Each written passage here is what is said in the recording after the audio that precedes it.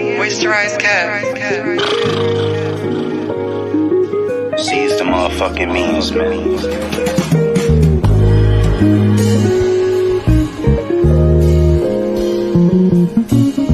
Don't cross picket lines, motherfucker. Yeah. Swiping, no swiping. This how I be, they try to lift my own style, my own shit. Made my own lane, had to prototype it. No, you can't do it like me, you know you tried it. How they fold on my life, can't co-sign it. 2K play now, seeing global sliders. Bro wildin' like I won't slide them. I'm pulling up, no bones Highland. Shorty know I'm a thot, I'm nose diving. Slid in while the rose vibing. But I just want all my homies inspired. Capitalism got our bones tired. It get lonely in the fire. Gotta go get grinded. Goals and drive, the end goal in mind. We made socialism flyer. Don't wish your day job on nobody. Eat the rich. Guillotines, they next go inside them. Guillotines, they next go inside them. Guillotines, they next go inside them. Guillotines, they next. Yo, what's going on with you, family? It's your boy Hollywood Sensei of the Blurred Cartel. We in the building. What it sound like? Volume 3, track 6. You know what I mean? And what you just saw right there was some bars from my guy, our special guest today, Moisturized Kev, in the building. You know what I mean? Guillotines is the title, right? You know what I mean? Make sure y'all know. Guillotines. That just dropped too, by the way. And it just dropped. So, I mean, it's new, fresh hotness for you. So make sure you go run them numbers up. You know what I mean? But, you know, like I said, it's your boy, Hollywood Sensei. We in the building. I am joined by my co-host, of course, my man, 100 Grand Con Man. What's up with you, Brody? What's happening, man? It's your boy, the communication _man.510. That's the Bay. Catch me Universal Basin and catch me on here on What It Sound Like podcast to get your best reviews and interviews. Yes, sir. And then, of course, the man of the hour joining us, Mr. Moisturized Kev. So, what's going on, bro? Introduce yourself to the people. What's going on? Honored to be here. Appreciate you for the invite. It's Moisturized Kev from Camden, New Jersey. I'm now in Tampa, Florida. And we rap, you know what I'm saying? Not ashamed to say I'm a lyrical rapper, you know what I'm saying? I spit bars, you feel me? I got a little bit of consciousness in there, but I always keep it street and I keep it regular, you know what I'm saying? I'm a regular dude. I got a 9-to-5 job, family, and, you know, I feel like there's not enough rap just from the perspective of a regular motherfucker, so that's what I try to do. But, yeah, appreciate you for the invite, man. Happy to be here, man. Let's do it. So I don't know if the sensei is preoccupied, bro, but you know, just for a little start-off convo, did you approve the flyer? Did you see it? He showed me the flyer today, and I thought it was dope. You know what I'm saying? I definitely thought it was dope. Hell yeah. I'm hoping that my people, you know, I got a little scattered fan base. It's starting to build up. It's really starting to pick up. So, you know, I'm hoping that they tuned in. But, you know, if not, they're going to definitely catch it on the replay for sure. Okay, for sure. All right. Yes, sir. You know what I mean? And y'all know we start the show off with every week. You know what I mean? You know, we got to get into the current events. Before we get into anything, you know what I mean? We got Kev here with us, so he's going to go through his current events with us. You know what I mean? Let me get let me get your ticker up here real quick. All right. For your currents. You know what I mean? You know, it's a few things. You know, we don't just talk about the last week, the last time y'all saw us, we had a little heated discussion about some stuff. You know what I mean? It got a little, you know, it got a little real in this joint, you know what I mean? But you know, your boy Diddy, you know what I mean, he's losing. You know what I mean, you know what the whole Cassie situation, you know, they settled for whatever amount of money, whatever. You know what I mean? In the midst of that though, you know what I mean, it's been some things where Diddy's been losing. You know, you see the Harlem Charter School, they saying, listen, they decided to part ways with Puff. You know what I mean? They said, you know, we can't do it. You know, we parting ways. We also had what?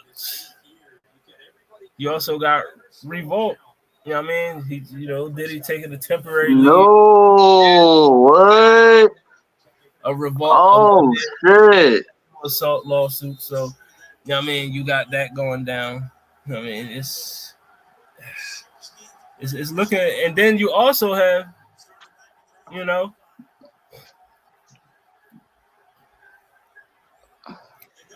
Need all the good PR he can get right now. I mean, his former bodyguard, as you see his Instagram post here, you know what I mean, saying he got some things to say. He got some stories to tell, you know, in this whole Diddy situation. So it's like I asked the question, fellas, are we watching the end of, you know, Sean P. Diddy Combs right in front of our eyes? Like, is this the end? Like, is Bad Boy, you know what I mean? Like, what's your opinions on it? Kev? Man, I'm gonna say, you know, yeah, I think it's the end. You know, because if I'm not mistaken, he's not facing any criminal cases. These are all civil cases. So, you know, I could be absolutely wrong. I admittedly haven't like really dug in. Part of the reason why I haven't dug in is because we've been hearing rumors about Diddy in a lot of different capacities for years. So, you know, while I'm not going to just outright state that I just think he did it, I mean, I'm not going front. You know what I'm saying? It's, you know, the allegations that I have heard combined with admittedly, you know, just the aura around Diddy for years, you know, it's kind of not hard to believe. Plus, he's a wealthy man. When you get that much money for that many years, you in spaces that, you know, you're around some different type folks, you know what I'm saying? You're not just one of the dudes on the block. So it's different. But anyway, I will just say as a hip hop head and as a, you know, student of the culture, it is always sad. I mean, trust me, I'm gonna stay focused on, you know, if he did it, then fuck him. But you know, it is a little sad to see, like, damn, like Diddy, Bad Boy, that whole it's like really a sign that like, yo, that era's gone, bro. Like that whole golden era, as they call it, like it's a wrap, it's washed, man. Damn, Diddy. Right now, Cassie's lawyers are saying take that, but comment. That's funny as fuck. How long you was waiting to drop that one? I just that was just off the top of the head. Yeah, that was off the dome. Okay, yeah. Freestyling, huh? Your boy, dude. I still got bars. I mean, you know, I just don't be rapping like I used to. But you know, I got some shit for you. Okay. You know, but yeah, Diddy. It's the fall of Bad Boy, Diddy, whatever. It's definitely. I feel like it's imminent. You know what I mean? When you see all these people dropping off, he's settling. People getting their masters after years of not getting it. It's like, you know what I mean, you trying to make your rounds because you know some shit about to go down. So, you know what I mean, it's looking a little bleak. Also, you know what I mean. Speaking of another New York legend, but Jay-Z, you know what I mean. Him and his I believe it's a museum in Brooklyn got a commemorative little display here for you with 13. It's a library. I mean, a library in Brooklyn. 13 library cards. Well, 14.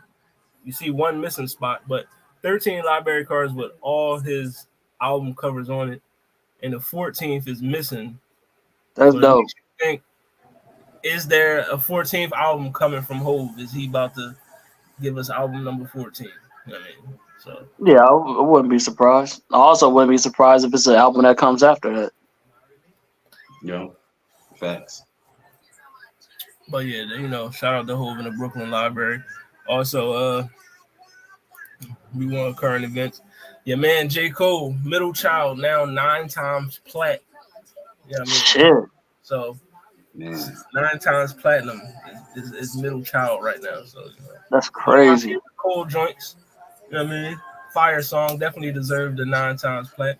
You know what I mean? So, That's Shout out crazy. to Cole a legend, man. Cole a legend, man. It's kind of weird to think of. Well, I ain't gonna say weird to think about, but like I grew up with Cole almost. You know what I mean? So it's like, yeah, man. we waiting on that fall off, Cole. Yeah, facts, facts. We waiting on the fall off. Speaking of charts, your man Andre 3000, one of his flute singles. You know what I mean? 12 minutes long, hits the Billboard Top 100 at number 90. Longest song to ever hit the Billboard chart. So, you know what I mean? I think it was like that time. I think it's whatever, something about the wind blew me or something, whatever that long ass title is.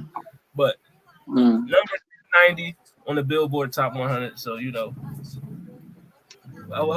y'all listen to that flute album? How y'all was y'all fucking with it? I ain't listened to it yet. I plan on it.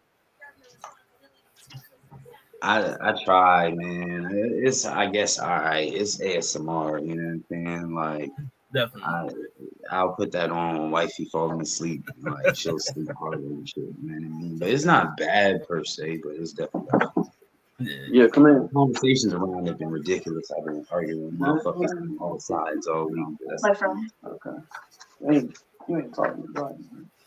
I listen to it. You know what I mean? I feel like if you are a fan of just like music, just the sounds of music, no words, no lyrics, no nothing, you just love hearing the instruments, then you know what I mean, you'll fuck with this drum. But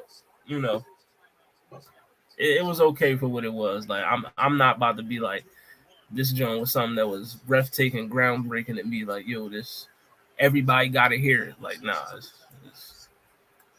I don't know if you heard Lupe rapping over one of the joints on the album. I don't know if he did or if he rapped over all of them, but I know he rapped over one of the joints. That shit was fire. That shit was hard.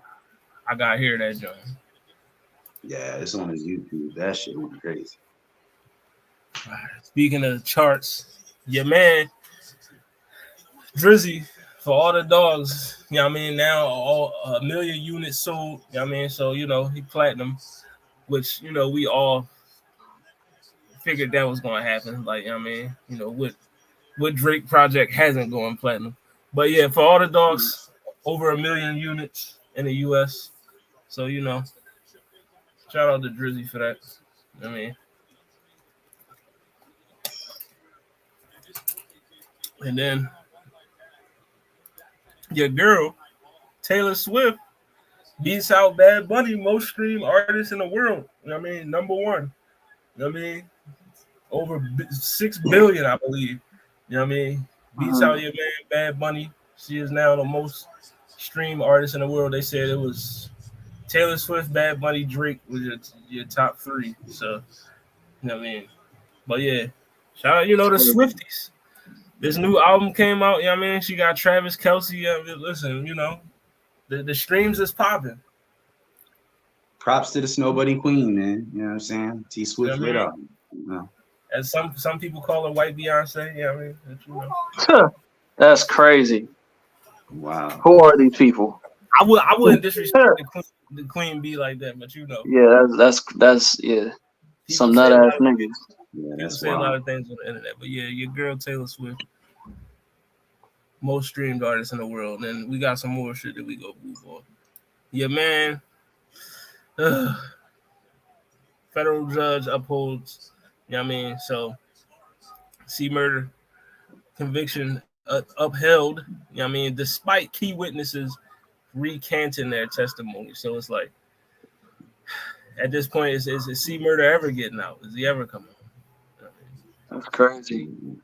How is that even possible if they recant? It's crazy. Because that's the whole reason why he got convicted. Right. But so I guess that's the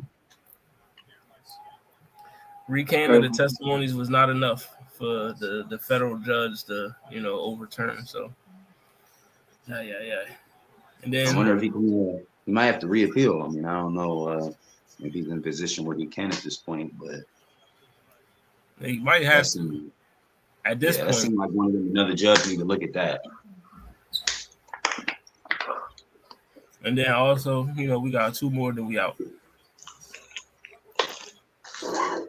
They got Little report going out there saying Kanye is reportedly trying to buy out Lil Durk's contract with 300 records. You know what I mean? So, you know, Kanye doing something for the Chicago niggas. You know what I mean? Trying to get Lil Durk out of that contract. Probably a bad contract. You know what I mean? Might be one of the Megan Thee Stallion contracts.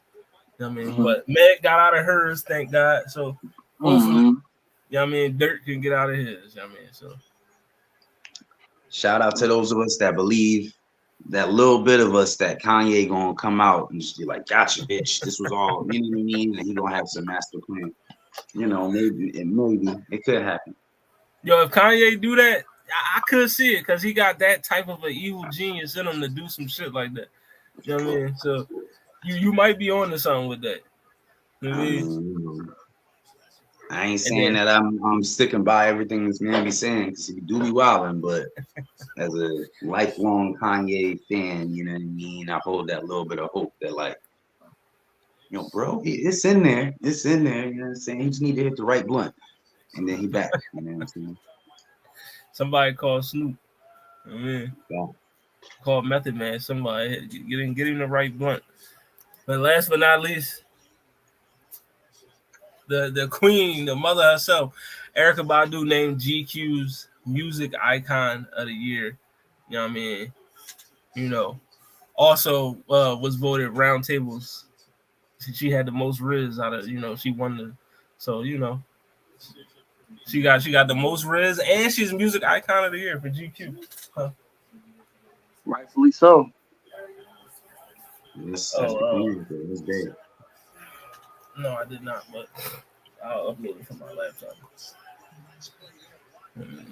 But yeah, Erykah Badu, shout out to Miss Badu. You know what I mean? But that's current events, but you know, we ain't here for current events. You know what I mean? You know why we in the building. You know what I mean? Finally get down to the nitty gritty. You know what I mean? Had this conversation. You know what I mean? Well, let's get right into it. My first question that I want to ask, that I always ask, how did you come up with your name? What's the story behind Moisturized Kev? Word. So, like I was saying this off stream, but I'm 33, and I just started rapping professionally at 30. Like I'm you know, everybody.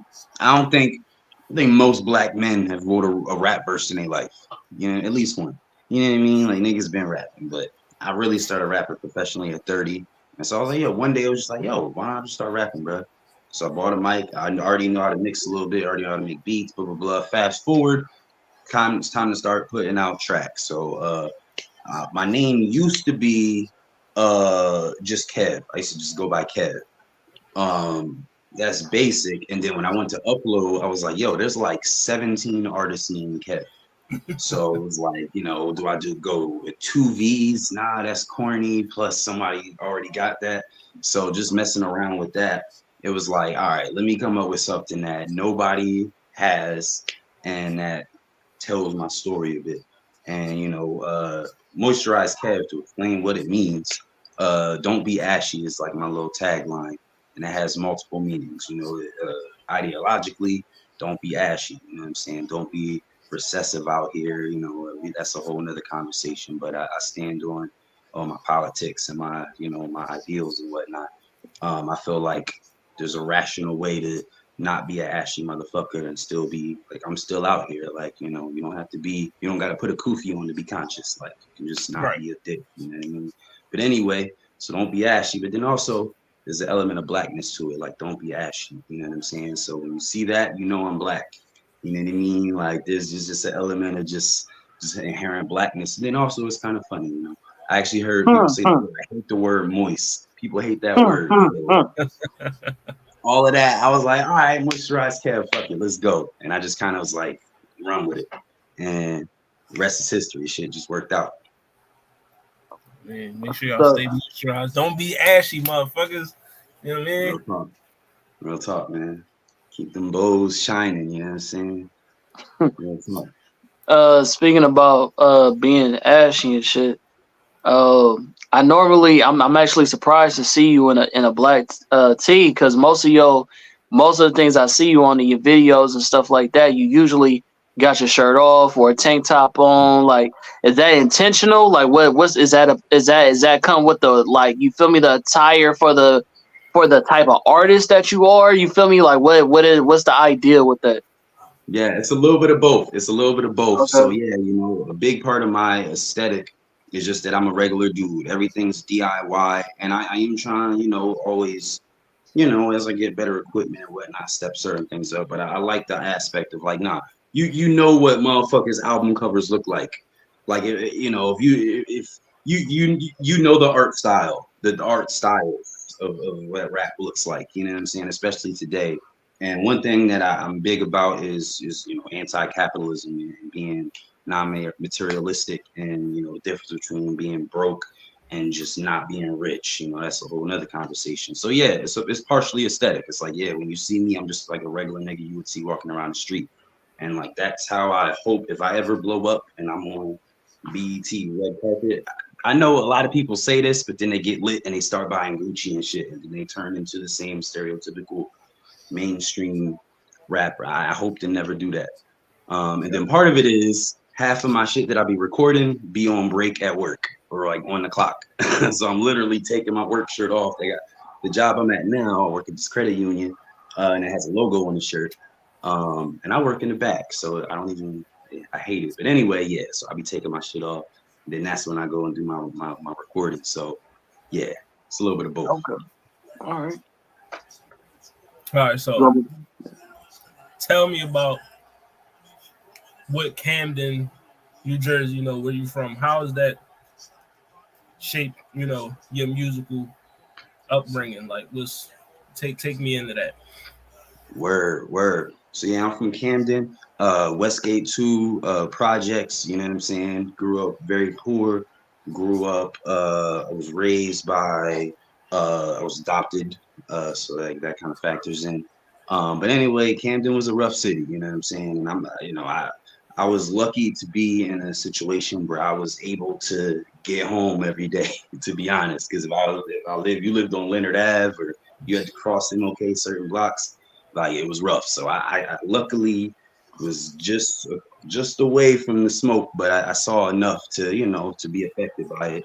But musically, I'll just say that I'm from Jersey. You know what I mean? I grew up listening to you know what New Jersey niggas was listening to, you know what I'm saying? Rakim, Big Daddy Kane, on to, Big. I was also a real I had a nerdy influence, which is why I love being here, you know what I'm saying? I definitely like the whole native tongue side of the culture. I was more of a Tribe, Far Side, Souls of Mischief, Tribe, you know what I'm saying?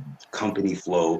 I was always a little off kilter, but I always had that gangster rap side of me because of just where I'm from. So, now I feel like I feel like the best of both worlds.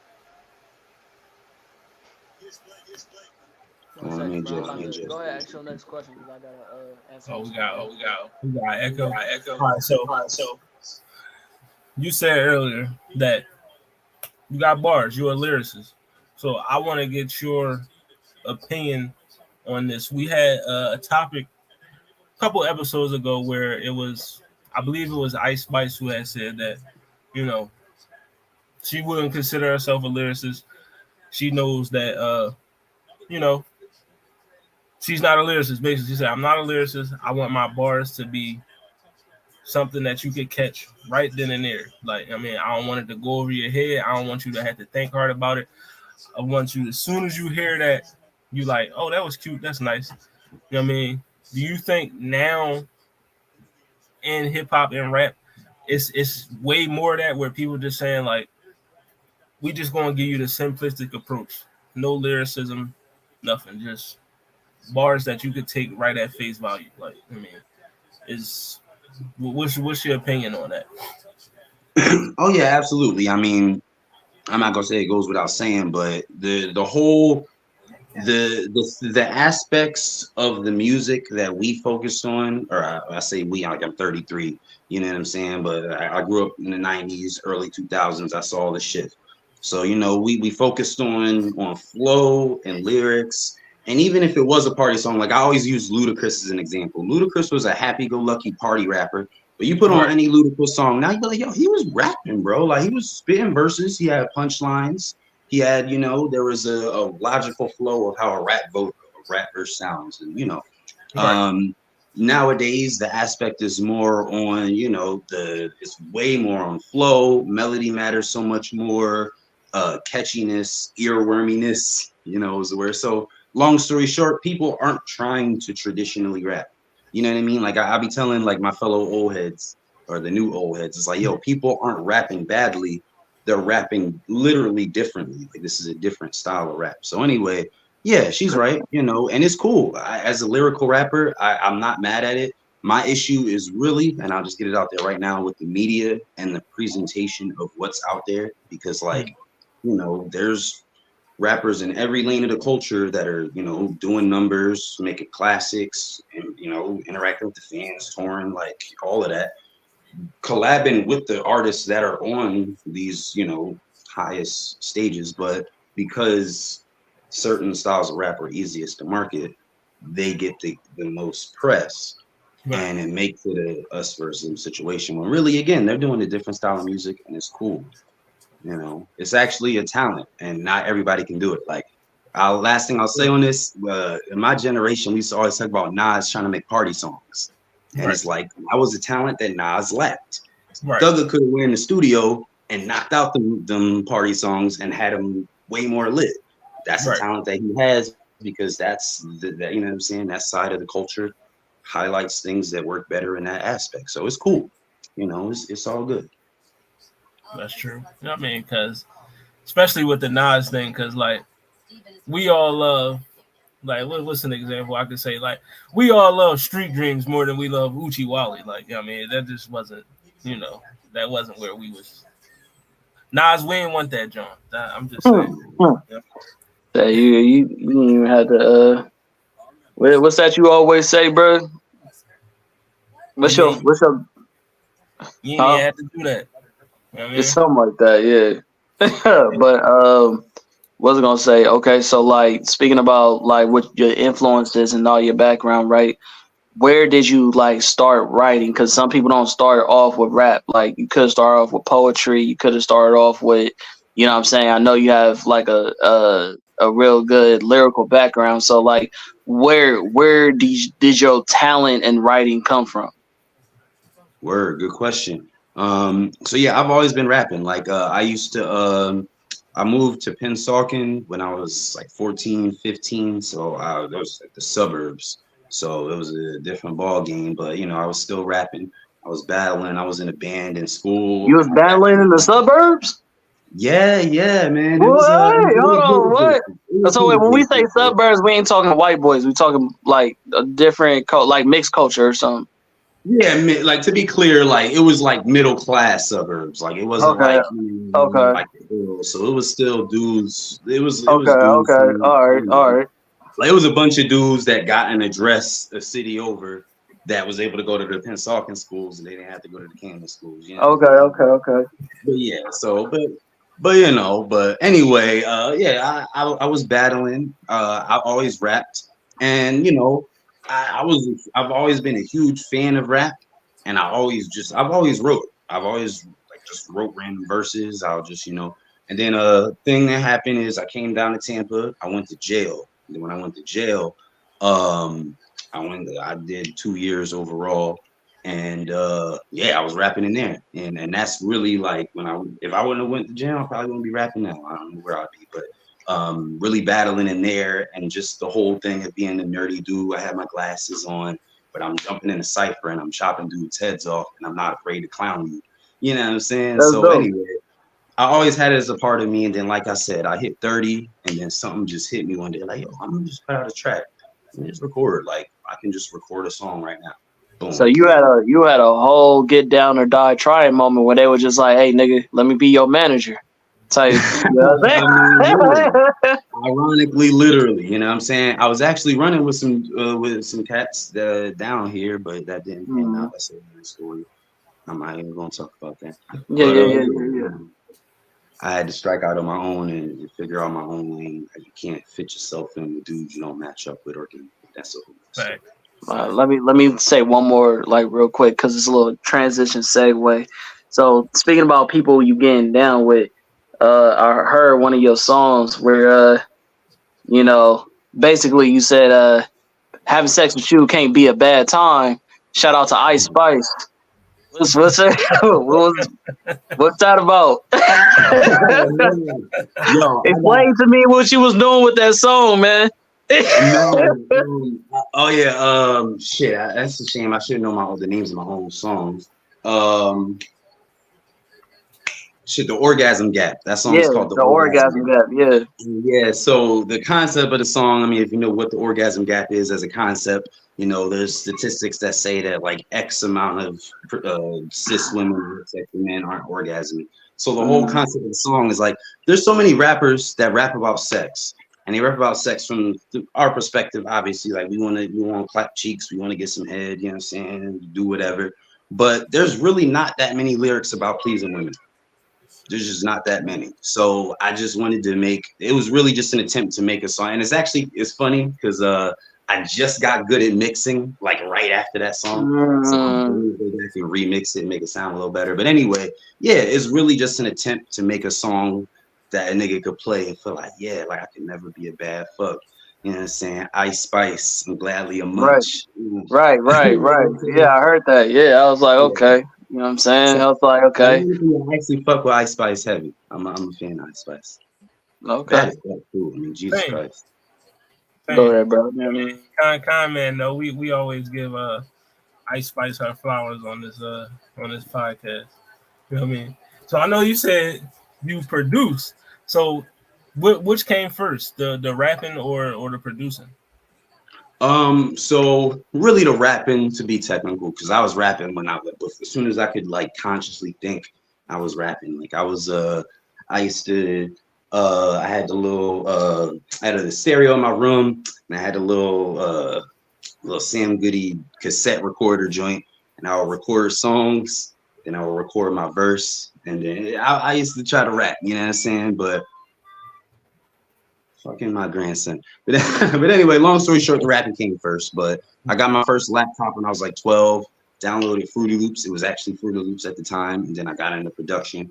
Um, I was really heavily into the production. My whole 20s when I wasn't rapping professionally, I was Mm-hmm. selling beats. So I sold a couple beats, but I wasn't really taking it seriously. But I really got heavy into production. And oddly enough, I was doing trap and sounds that worked down here. I was selling beats to cats locally, but um, my passion for the sampling and getting really back into boom bap and just like lo-fi stripped down production, that came once I started rapping again. And now, because between rap, recording my own content, day job, family, all of that, I don't really have time to produce that much. So I pretty much buy beats. So now I can produce if I had to, but I Right, don't have any sound kits, like, so right. So I'm a rapper now. I'm a rap at this point. I'm a rapper, but every once in a while I will produce a track if it's just something I really want to sample. So starting off, what you saying with your background, right? And you saying that you used to battle rap and doing that in the pen and whatnot.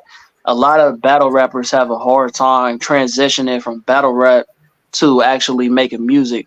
So how do you feel like having that background as a battle rapper has helped you with your music? Or would you say like it's kind of it's a whole different ball game? Like it's like you know what I mean, like night and day. Like talk to me about that.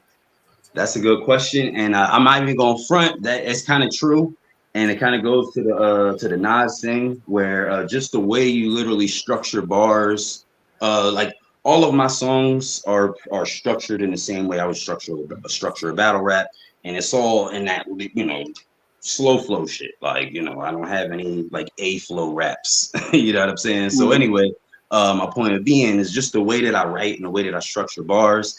It's hard to be catchy. It can be mm, hard to be catchy. And when I try to write catchy stuff, I'll rap it, and it is catchy. And if I gave it to like Uzi could probably turn that into a banger, but it just doesn't sound right to me because I rap in a mm. certain cadence and Fair, certain. So yeah.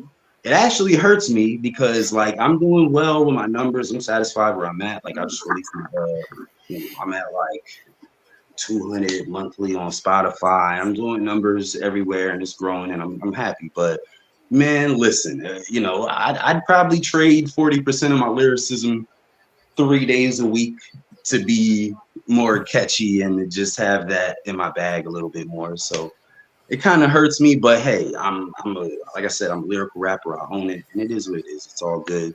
And there's a light at the end of the tunnel for that. You can make a career out of that kind of rap. You don't have to try to do something different. So anyway, yeah. Respect. So would that make the prize of it all even more sweeter, knowing that, you know, I did this on the back of my bars of my lyrics. I didn't really have to go commercial, get poppy, or give you some music that I really don't believe in. Like I gave you the music that I fuck with to my core. Like is that makes everything more sweeter, right? Absolutely, absolutely. And I got a real something real short on that. So like my 3 pin posts, and there's a couple more that I haven't pinned, but you know, I've went mini viral a couple times. Not like Lil Nas X viral, but I've went viral in my genre. And one thing I'm all very proud of is like the joints or like the little videos and different, you know, on YouTube a couple times, TikTok a couple times, Facebook.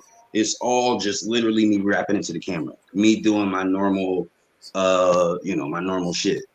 And the thing about it is seeing like what I call the Minecraft kids, you know what I'm saying? The hipsters. So when we get the hipster 30-year-old white dudes with the beards, and then when you get the Minecraft kids that put your video over the video of them doing the Minecraft jumping shit. Once you get them two demographics, you on. It's a wrap. And seeing them demographics interact with my shit and like they'll post some young boy shit and then post some of my shit. And it's just like, yo, all right, I was able to reach the same demographics that I thought I had to do some like a drill song. No, I don't have to do a drill song to reach them. I can reach them doing this. It might be a little harder, especially with my subject matter, but it's doable. So that's a really beautiful feeling, bro. It's really like those little moments is the reason that I keep going without going crazy. You know what I'm saying? Because it's like, yeah, nah, there is a light at the end of the tunnel, and like Larry June exists, Rock Marciano exists. You know what I'm saying? Griselda's out here, Earl Sweatshirt, Mike, Navy Blue. Like these cats have fan bases. Redville, I just got up on Redville. But anyway, yeah, it's a light at the end of the tunnel, and you don't gotta be Yeet if you're not organically Yeet already. Okay. Segue to the light at the end of the tunnel. You got your little one, man. Got your little mini me. You feel me? So what's that like from coming from that type of background, coming out the streets and the pen, and now you raising a son? Like I seen you did a whole song contributed to him. You feel me? Like so, how's that also contributed to your lyricism or your artistry to where that's kind of changed your direction? Or like gave you more motivation, or what is it like now being a father that you feel like has made you transition in life? And let me just throw for some context. So I am a father. So I don't have any kids of my own. I'm married. But I've been married. We've been married for going on 15 years. But that's even bigger though. So you mean to tell me that's not your little one, but you made a song contributed to him? Oh yeah, that's my grandson. Oh, but okay. I was just gonna say, like, I say step the first time just to explain the situation, but they're all mine. You know what I mean? Like, yeah. Got you. The feelings is ultimately the same. So even though technically, I just wanted to get the technicality out there in case my daughter see it, like, don't be claiming King. So you know what I mean? But nah, yeah. But it's again, the feelings is still the same, and I can still answer the question the same.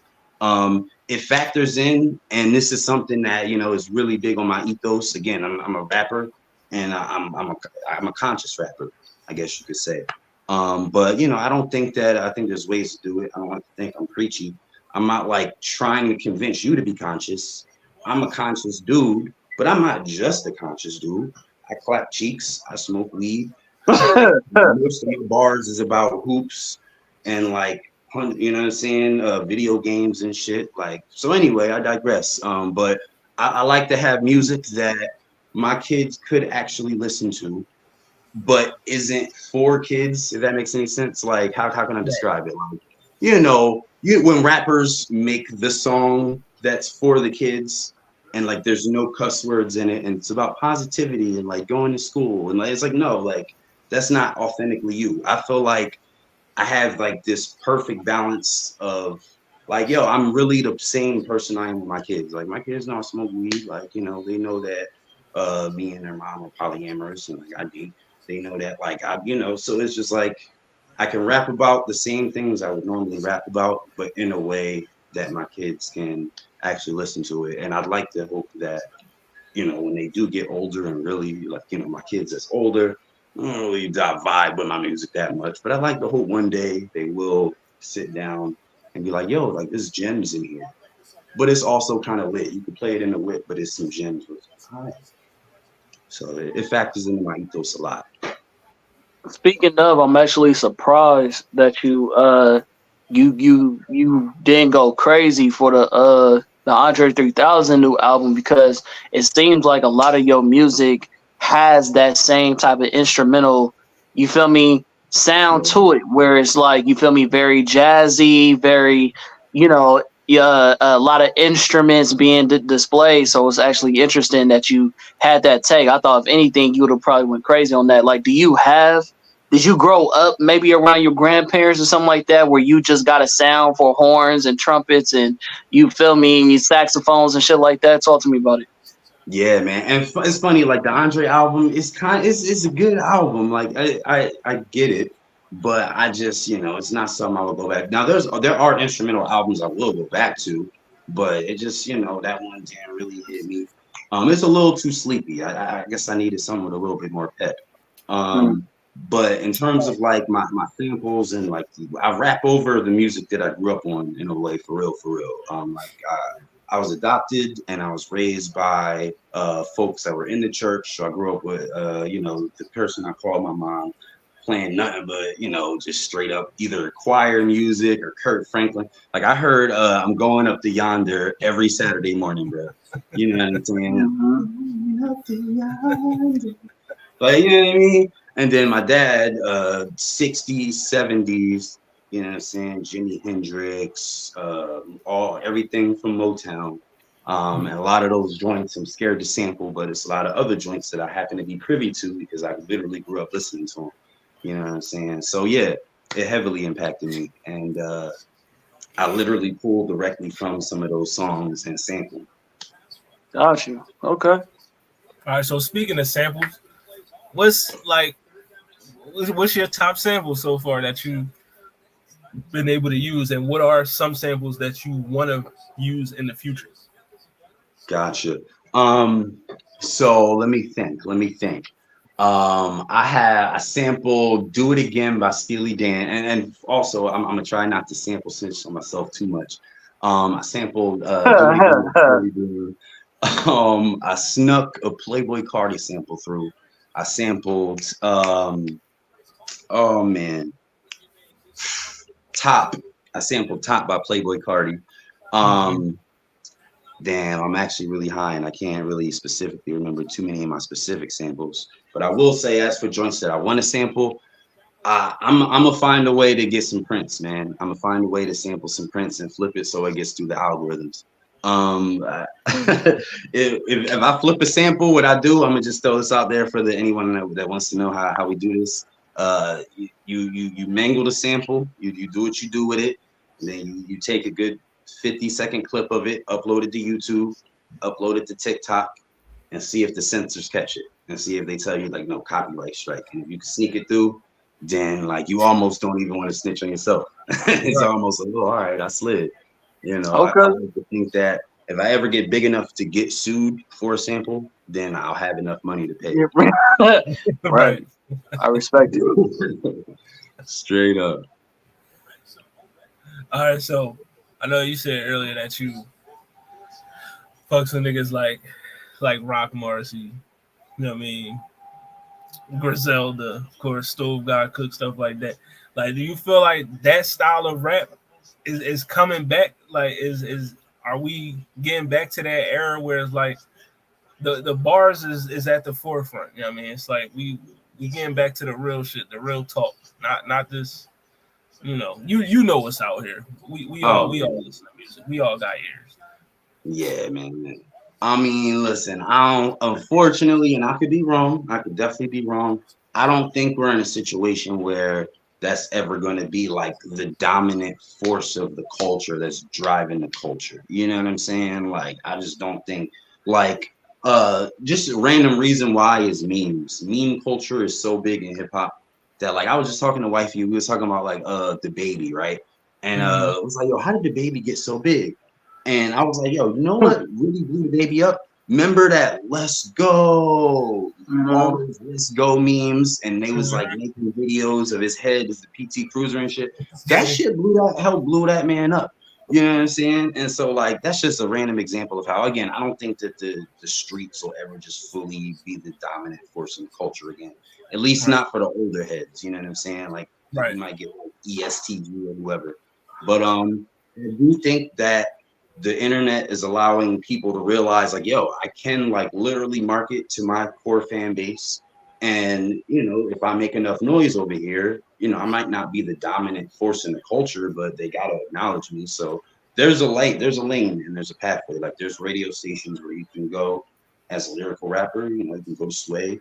There's platforms you can go, so there is light at the end of the tunnel. You know, it might not be on Ellen, but you know what I'm saying. You can make a career out of it. You know. Got you.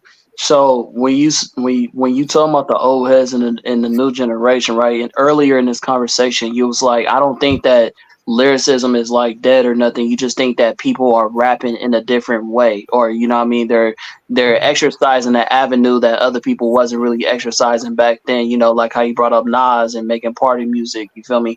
So with that being said, what do you have more respect for as I guess I don't know if you classify yourself as a old head, but somebody who grew up in the prime of the street of rap, what do you have more respect for, the how it started and how people really had to like battle in the street and you feel me really get out the mud, or like you said how you just brought up the baby, how people can really just manipulate media to excel their path, you feel me? What do you have a more respect for? Right, right. That's a good question. I'm not going front. I have more respect for traditional lyricists. You know what I'm saying? There's something about being able to put together a full verse, conceptualizing it, and actually within that verse having wordplay, punchlines, a story, whatever it is that you do. That like you know that's the traditional MCing is an art to me. That said, I do respect the art of what the new generation does in the different subgenres. And I always use this little this analogy, right? I got dragged for it on Facebook years ago, and I never let that shit go. I feel like you can look at rappers the same way you look at like a player on 2K, right? And obviously it's different ratings. Like, you know, you might have a center that's like a slow-footed back to the basket center. You know, he can't, you know, his footwork on the perimeter is like a 40, you know what I'm saying? But in the paint, you know, post hook is a 94. The same way with Mhm. rap. You know, you might have a rapper like Nas. Storytelling is like a 94. You know what I'm saying? Flow is like 95. Like, you know, uh street authenticity be like 95. You know what I mean? But then you might have somebody like Thugger, his lyricism is probably like a 61, but his flow is 97. You know, Mm. his melodic elements are like 87. So like I could piss both sides off by saying like, yo, I put Nas like an 89 overall. I put Thugger like an 84 overall. And Mm. Thugger 5 points behind it because of different sliders, you feel me? Different attributes. So that's kind of the way I look at it. But ultimately, I'm not going front like my 95 and aboves are all mostly lyricists. You know, it's very Gotcha. now. I will just say though that it's a talent to make earworms, and I can't do it. You know what I'm saying? Like Playboy Cardi is also a genius to me in a different way. That's you know. One of my like you know questions I had in my head. I don't know if Hollywood wanted to go or not. No, you could. But okay, cool. You say you nerdy, right? And I heard of like some games and shit that you mentioned. But what are you into? Anime? You into Marvel? You into DC? Like what we nerdy at? What's the most nerdy spectrum that you feel me? That's your category. Like what's where you at with it? Word, word. So it's funny. I don't have much of an anime background at all. I'm, Mm, I'm, mm, mm, I'm mm. don't at all. I'm literally about to start One Piece. I'm about to Oh start yeah, One Piece. yeah, yeah. I'm not mad at you. I'm not mad. That's a good start. That's a good start. Yeah, I'm about to start One Piece. Good Yup, man. they finally got me. Yup. So yeah, but I'm not like averse to anime. Like I watch like don't drag me, but like I think Witten, I don't know if Pokemon, Yu-Gi-Oh, Digimon are like considered Yeah, technically anime, that's but I that's Yeah. it. wasn't know all that Yeah. stuff as a kid. But yeah, I don't know. I had my pathway of nerdiness is weird. I was really into Magic the Gathering as a kid. There's not too Right, many of us around, especially in the black community. But I had a right. Land of War Elves deck that I was massacring shit all up and down the East Coast for years with that Land of War Elves deck.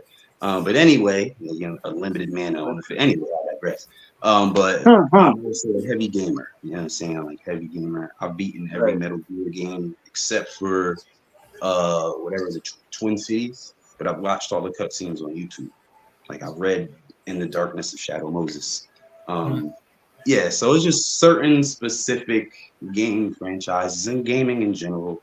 Um, and then also I'm a book nerd. I'll be reading a lot. I'll be into philosophy. Um, you know, I think overall I don't have like a nerd thing, so to speak, but I'm a nerdy dude. No, that's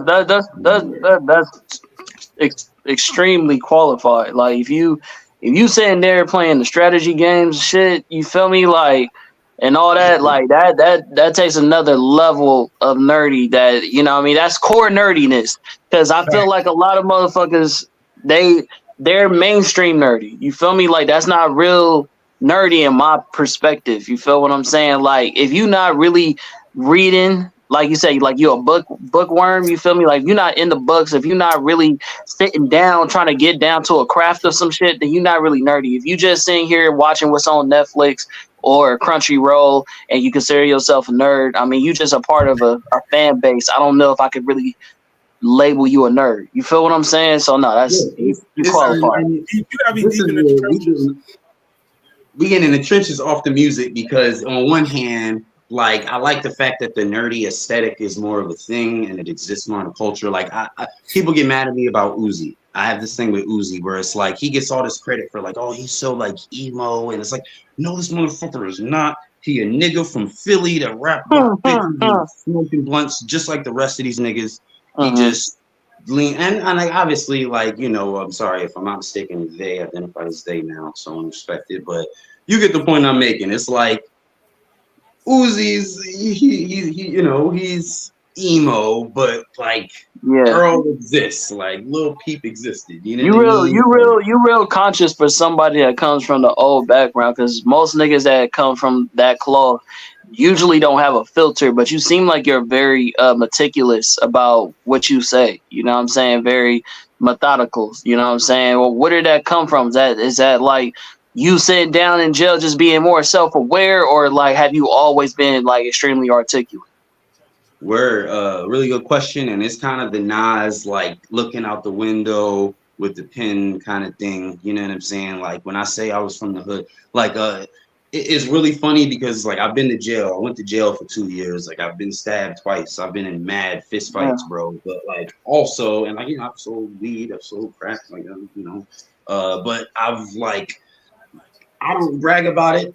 I was not like heavy in it. Like a lot of it's really weird. It's just like I dip my toe in at different points because it was just like life is confusing as a black kid. You move like DMX, nigga. I don't know if you know that. When you talk and you express yourself, where my dog? Yeah, that should come out. I grew up on this. I grew up on the dog, man. You know what I'm saying? I Okay. grew up on the dog, man, bro. You know what I'm saying? But yeah, man, I don't know. I guess damn. What was the question again? My bad. I'm tripping. No, I'm saying like you just being mindful of like what you say and how you say it. Oh I'm yeah, asking you yeah, like what, like have you always been that way? Because like I said, yeah. from even me, and I don't know if I'm considered an old head or not, but I know for me like it took me a while to get to this point where I'm like, oh no, let me be aware of the room I'm in. Because at first it was like, nigga, I don't give a fuck who toes I step on, what I say, woo woo. You feel me? This is, you know what I'm saying? I'm standing on business, but from somebody who's been in those situations and circumstances, you know what I'm saying? Normally that comes with a certain level of ignorance. You get what I'm saying? I don't know if that Yeah, you get what I'm nah, saying. I feel So you, so man. like I actually you do. don't give me that vibe. And so that's why I'm asking you, like, was that a transition that you made, or have you just always been very articulate and mindful about what you say and how you say it? You know what I'm saying? Like Tupac, for example. You know what I'm saying? Tupac is a person that he can be rowdy, he can be woo woo woo, but he's always saying something with the intentions of I'm saying this for this purpose and I know what I'm talking about. Versus then you got other people who, you know what I mean? Like they just talk like that because they don't know no different. You know what I'm saying? So Exactly. like where did that come from? Was that a transition after a certain point in your life, or have you always been that way? Word. So yeah, I will say that I've pretty much always been that way. And for me, a lot of the street shit and a lot of those, the hood side of me, for lack of better words, a lot of that I like specifically dip my toe in at different times for different reasons. But the way my life was structured, I was adopted. My adopted parents was older. I was in the crib a lot. I was in church a lot as a kid. So I was in the hood and I had these influences, but I was around like old black folks a lot more than I was around niggas my age, to just keep it a bean. Gotcha. So yeah, that factored in. And then also I had some specific old heads in my life, like my Uncle Eugene, that gave me like I read the autobiography of Malcolm X when I was like 11, 12. You know what I'm saying? My aunt, his wife, Aunt Fran, was a professor, and she had me reading like bell hooks and have. So I mean, I'm just keeping it being like if you that young and you get that kind of pro-black and then also just scholastic influence in your thinking, it's definitely going to impact you. So yeah, I have always had that. I was lucky to have some of those influences, and I was in the crib a lot. When I did go outside, there was certain shit I did just to fit in, and then I did reach a point where it was actually the opposite, where I realized, yo, I don't have to do none of this shit. Like I don't have to, you know what I mean? And going to jail, some of the jails like, oh yeah, nah, this is definitely not for me, bro. I am not a street kid. I am not out there to know. So, Yo, when I this got out, is not the spot. got a job as a clerk, learn how to tie a tie and shit. It was a wrap. I feel you, bro. Oh, well, just want to say shout out to you. Shout out to the adopted family, and shout out to the church home. You know what I mean? Being that influence in your life, musically, and you know what I mean, integrity wise. You feel me? But go ahead, Hollywood. Right. I mean, oh, y'all good. But I wanted to ask, what you working on right now? Like, what you got in the works? What's coming up? What can the fans expect? Word. So yeah, I drop a song the first of every month.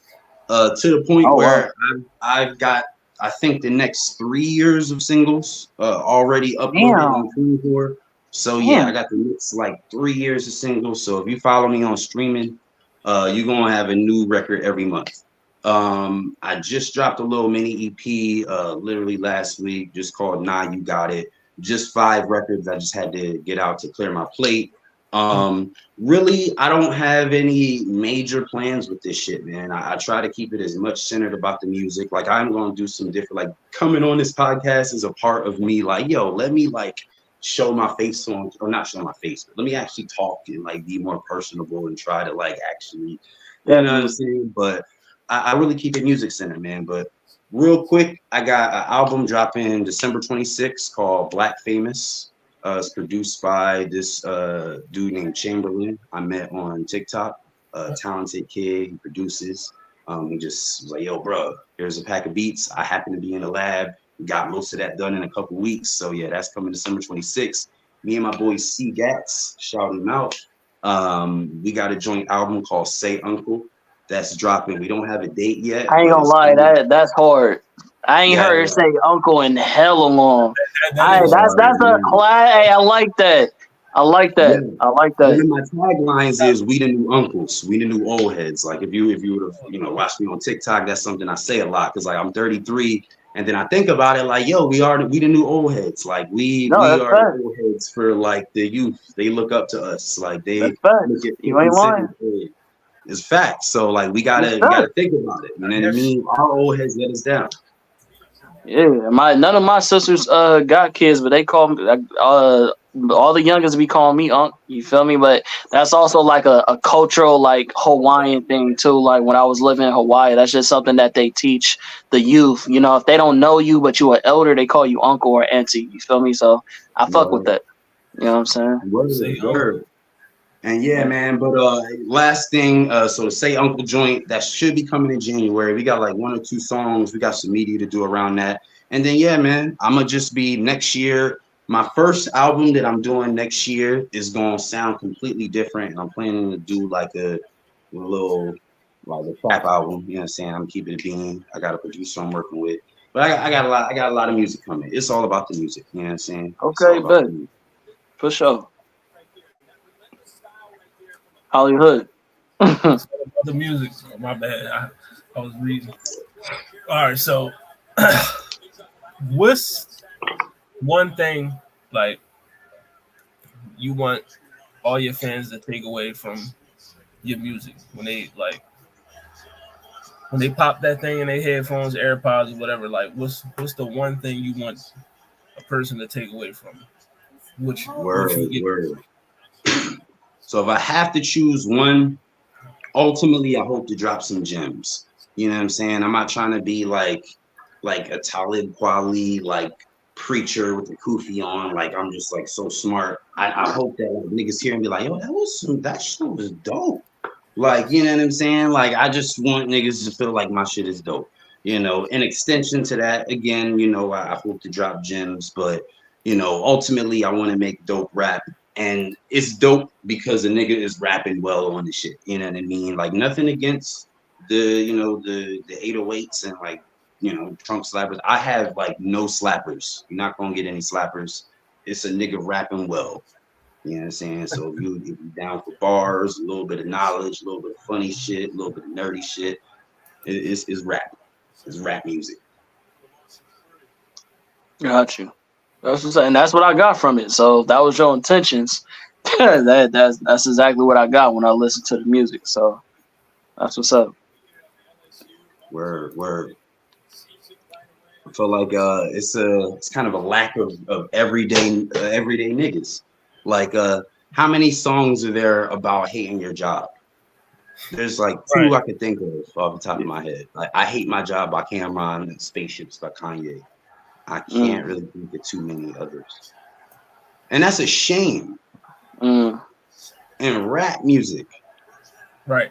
Like, you know what I'm saying? From the struggle, rap is supposed to like, it's black culture. Like even back in the golden era, niggas was. So anyway, yeah, I try to keep shit centered as real as possible. I rap about like having to go to work and riding the bus and fucking paying bills, chilling with my lady and shit. You know, the haters are all like people that you would actually argue with on Facebook. The haters aren't like op shooting Uzis at me. Like, nah, it's like niggas that are saying dumb shit that I'm compelled to drag, or like the nigga that you hoop with that foul too hard. So it's just all centered on real shit, try to keep it real. okay, bet. That's what's up. It's like, my bad. Game is on, but I'm like, What game is that? What game's on? uh, Seahawks Cowboys. Ah, got you. Yeah, who won it? Seahawks up by 8, third I quarter. figured. I figured that. I mean, Seahawks. I It, mean, oh no, go ahead. What you say? oh no! I was. It's a flat screen behind him, but it almost looked like a chalkboard. So that's why I didn't say shit. I had to lean in to make sure before I said anything. I'm like, okay, all right. Oh, I said, I get that you be dropping gems, but this man got a whole classroom. I'm like, okay. Yeah, All right. So yeah. one question that I didn't get to ask that I always ask on these interviews: What take me into your creative process? You're like, how do you go into crafting your songs, making your like? Word. That's a dope question. And I've actually never said this. And I'm not big enough for like thousands of people to care. But one day people gonna dig this up because they're gonna care. So I'm gonna blow up that big. And we gonna blow up that big. But anyway, fucking So most of my raps are started by I have a list of basketball players. And this sounds weird as hell. I have a list. If you go to all my verses, like most of them have, if not a player, some sort of basketball concept. I have a list of just role players, stars, basketball concepts, teams, everything. And I'll pick a random and I inflect all of my syllables in my rhymes. So I usually, in most cases, I usually start with a basketball player, or if there's just a certain phrase, it could be like a common black saying, it could be something I heard on TV, whatever, and it'll just be a phrase. Um, and then I'll just literally write all the rhyming words that rhyme with that down to the syllables. So like, I'm gonna just choose a random nigga. Like matter of fact, I on my last project, I have the first bars of the song. Um, Try and make 15 cents, half a dollar. Need to get that cash cow popping. Already came up rapidly from the bottom. Nice with the raps, Pascal Siakam. Cash to my black goddess. Being whack is not an option. That whole phrase started with me watching the Raptors game. And just Pascal Siakam, cash to my black goddess. Being whack is not an option. And just writing all those phrases. And then I arrange them. And it kind of just makes sense. It's hard to explain, kind of, but once I have all the rhyming words, I start writing out just sentences of like what I want to say, and then that could just be streams of consciousness, and then it ends up turning into bars, and then I arrange the bars in order. It's really some Mad Lib shit, but it works, man. It works. All right, my last question before we move on to the next couple of topics. Who are your dream like collaborations? Who you trying to hop on the track with? Like, you know what I mean? Who you trying to get in the booth with? Like, you know what I mean? Word. And also, who's on your Mount Rushmore after that? You know what I mean? Yeah. Good questions. So who I would want to work with? A lot of my favorite rappers. You know what I'm saying? Rock is still out here. I would hope to meet Rock, and I straight up lifted Rock's flow. Like I had in my own, I've been rapping that flow since I first heard Snow, back in the day. So it's not like this is some new shit. But anyway, I would hope that he would recognize like, yo, this nigga is keeping my flow alive and he's honoring it, and he would want to do a record. But Rock Marcy, Lupe's my goat. So hey, if I could catch Lupe, that would be top tier. There's a lot. Anybody in that whole Rock Marciano lane. Larry June, I would love to do a joint with Larry June for real. Earl, Mike, and Navy Blue producers. Rock producing as well. The Alchemist, Conductor, fucking Mad Lib. All them dudes. And then also, I just want to say that I really want to, and I'm gonna try to do this year. I want to do more collabs with more female rappers, more just non-male rappers. I got a couple white boys, a bunch of niggas. I need to get some sisters on some records. But in terms of them, Che Noir, Rhapsody, freaking, Love the Genius. Like, let me get on some tracks with them. And I'll be Che Noir. I actually interact with her on Facebook. So one of these days when I get a couple free bands, what's the female rapper from Philly? What you say?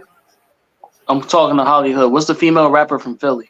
The one that I like. Tierra Whack. Tierra Whack. Yeah, she nice. Absolutely. Yeah. She creative as fuck with the videos too, man. Jesus. Definitely. Yeah. Tierra Whack is fire. We had that whole. I already know how you feel. We had that whole debate, but I'm telling you. Yeah, we ain't gotta talk about it, man. You know what I'm saying, bro? Eddie was just better, bro. I'm sorry. You know what I mean? We talk, okay. So since you want to bring it up, I was trying to be cool, but all right, since you want to bring it up, I'm gonna ask him. So look, being somebody, you feel me, representing for Philly and shit, you feel me? How do you feel about who is the better lyricist? Not who has better songs, not, you feel me? I'm talking about straight bar for bar. Tierra Whack or Benny the Butcher? I mean, I'm gonna keep it a bean. I gotta go Benny. Of course. And it's partially because Benny, I mean, he raps about mostly the same topics, but he's so detailed with that. Tiara, a lot of her shit is just like trying to. Now, the Whack World joint, she showed off some lyricism, and I don't remember the names of the song, but there's a song about her dog, like that died. So there's some deep lyricism. And one thing I will say as a non-gangster rapper is that people tend to, and you'll see that when I get to my Mount Rushmore, undervalue non-gangster rappers because the ethos of gangster shit is so tied. So there's rappers like MF Doom, as just a random example. Like he just now kind of on the mainstream level being like, yo, yeah, nah, this nigga, like, he's dope. But he's not gonna be dope. Like, say, like, why can't he be better? Why can't he be higher than Hov and Ricky? Oh, well, no, anyway, that's a whole other topic. But anyway, I'm not underrating her lyricism just because it's not some gangster shit and it's more playful a lot of the times. But nah, Benny's just too detailed. Like, for the shit I whipped and sold, he got this one bar from something for the shit I whipped and sold.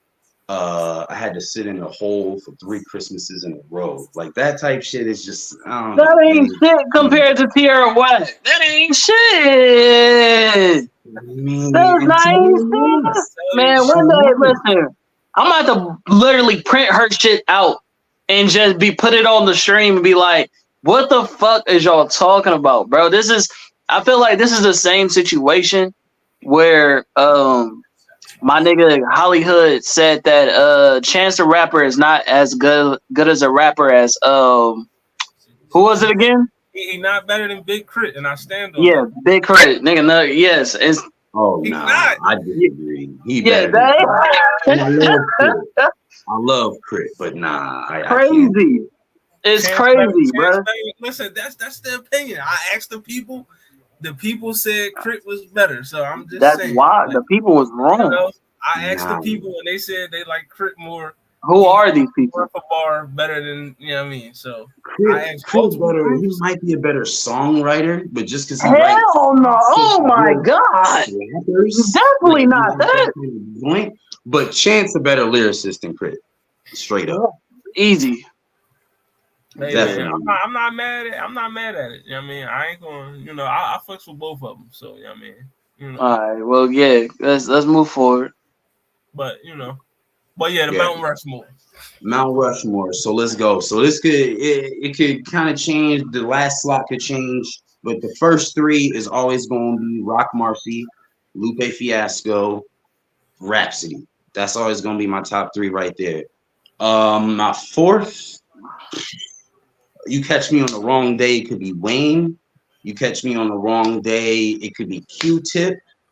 Why is it the wrong day? Why is it not the right day? I gotta go. I'm gonna go Wayne. I'm gonna go ahead and go Wayne and just keep it a beam with myself because Wayne was he's the best punchline rapper of all time.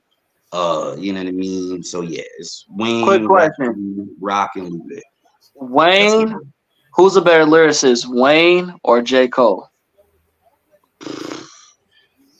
Lyricist. Or matter of fact, who has the better flow? All right. I feel like Wayne got a better flow, hands down. Okay. Thank you. Now,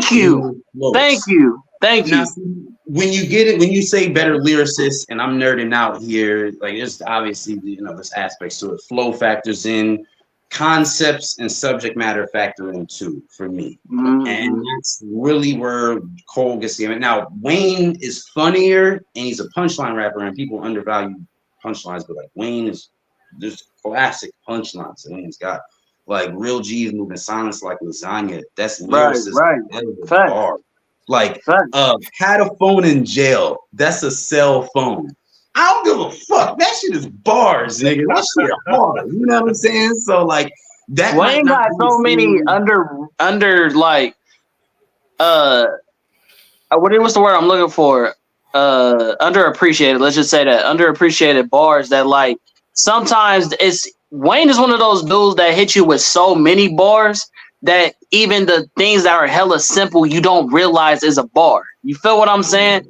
Yeah. J. Cole, on the other hand, yes, he's one thing, and this is all right, we're gonna get off topic, so I'm just gonna wrap it up because we're gonna get off topic. But Let's when go. we had a lyricist tournament, and the questions I'm asking you is based off of the votes on what happened during the lyricist tournament. So they voted J. Cole had better flow than Wayne. And then when we got to um who was it? I want to say I guess it was Kendrick Lamar and J. Cole. I want to say, I don't know. It was somebody versus J. Cole. It may not have been Kendrick Lamar, but it was somebody.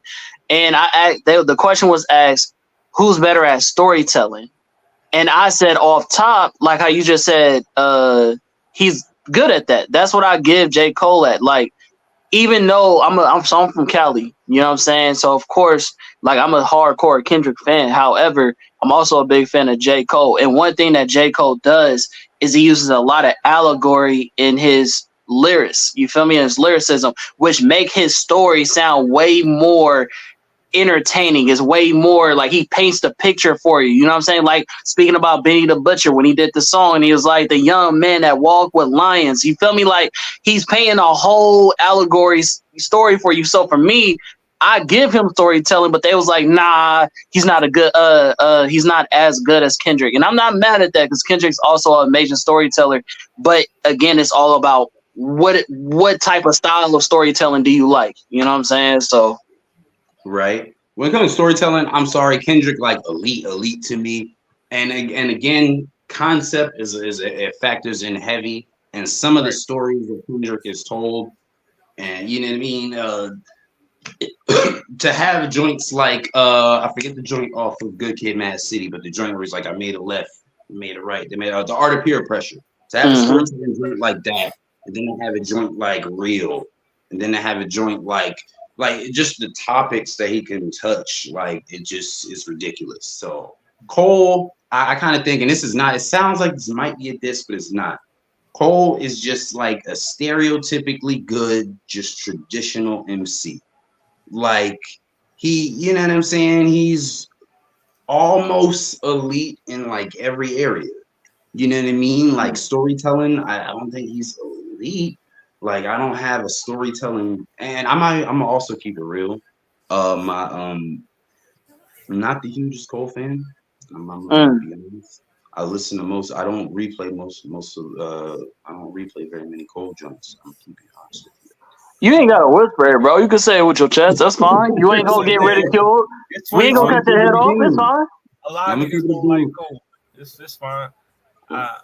I had to come to And terms with Cole's that. nice. He's dope. He killed. Matter of fact, the joints that I really go back to are features. I'm gonna just be honest. Cole on Yeah, features is Cole, top he been tier. on his feature run right now is, Phenomenal. you know what I mean, 4 or 5 it's years. it's 4 or 5 reaching years Wayne. for real. It might have reached Wayne territory to be honest. Now, see, this is all right. Can we But I'm change just saying, subject? Change subject, bro. Because that's why I you say always reaching, bro. Like we be Well, having a cool conversation, then that, you go in with it. that's not a reach at all. Like I That's mean, you it's saying not. J. Cole's feature game is on the Might level of Lil Wayne? might have. No, not even Mike. I mean, I and can't agree with all of Wayne features wasn't really that crazy to be honest. So like, That's not by extra crazy. I mean, because even though Wayne is one of my favorite rappers all time, he has a lot of filler in his bars. So I'm not. I mean, if we gonna keep it a beam, like I mean, I'm just saying, Yeah. like it's a lot of filler in those bars, you know. But you know, that's another topic for another day. Yeah, it's a whole nother combo. I mean, I just want to get your opinion on this real quick. You know what I mean? So I found this drawing and I wanted to talk about it right here. So it said you got reasonable doubt and it was written. You know what I mean?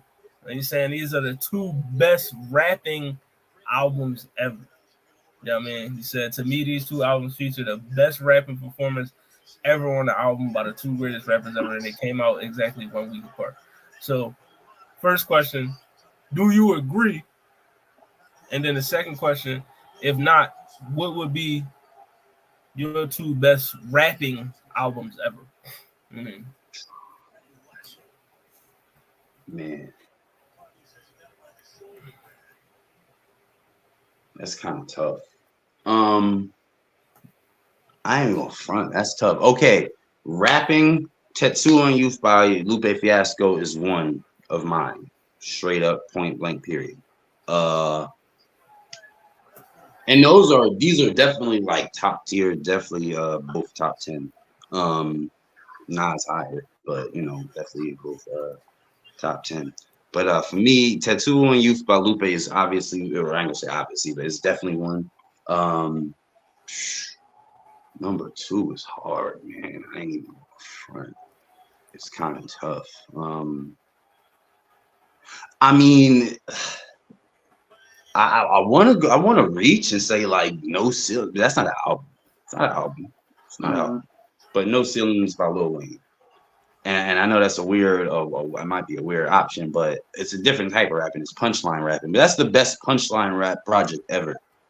You know what I mean? Like you. Anyway, that might be a reach, but